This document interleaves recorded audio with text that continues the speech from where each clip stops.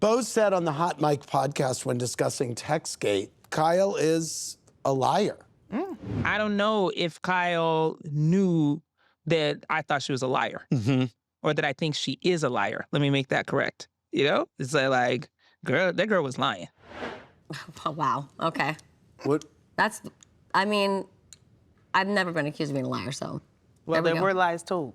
What? I said there were lies told. What was the lie? You said you were texting jokes and memes, and then it was discovered you said something else. I never lied. In the conversations that I was a part of, you said it was just jokes and memes. And then it later came out that it was more than that. So from my perspective, which is all I was talking about, there was omission. Omissions equal lies. It would have been okay to say, you know what, yeah, I did talk some shit about you, but I was mad at you. I've never talked about Dorit. I can tell you one time that he came over during the agency party we had at our house. Lord, don't be and it was telling the first time, the only time I've had a conversation about just you was about why we weren't speaking. He's never gossiped about you to me. He's not gonna do that. I said to him when he was in my living room, Dorit and I aren't speaking because I was upset about this or that. She says you have to him about her. Telling him why we weren't speaking.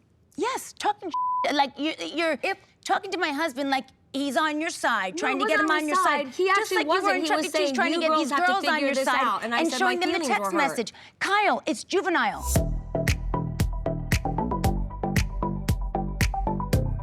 That brings us to Sutton's wallet comment. Garcelle, was this a moment where you felt like you couldn't even defend Sutton? Yeah. Yeah. Yeah, Sutton for sure. can't And then we defend also... Sutton can't defend Sutton. I thought it was a terrible comment. I was actually really shocked. What about in her confessionals after that? Has she doubled down? Oh, doubled down, tripled down. No, I think it was, I've been very clear that I thought that was, actually, I thought it was a disgusting comment. I thought it was very beneath you. We talked about it the other night, and you said to me, I'm not proud of that. No. And I said, Terrible. you shouldn't be. You were allowed to do You things. did in a confessional say that you did kind of call me an alcoholic. The only thing your wallet bought you was a horse and not a date? Yeah, that wasn't nice either. Do you think you deserved it? You don't exactly live like the Queen of Sheba. Listen, you live on a main road. So she lives on a street front in Bel Air? That's what you're weaponizing against her? I wouldn't want to live on a main road.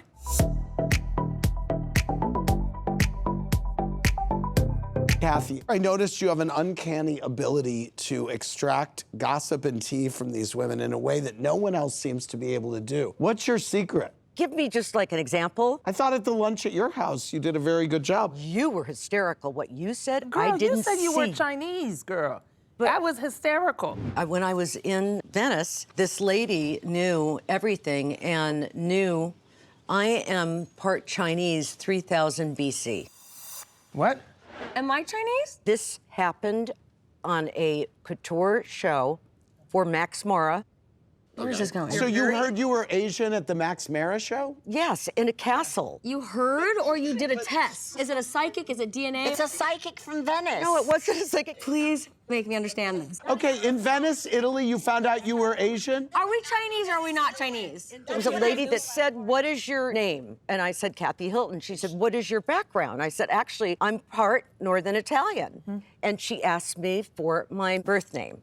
So I told her, and she looked it up. And she found out you were Chinese from 3,000 years ago.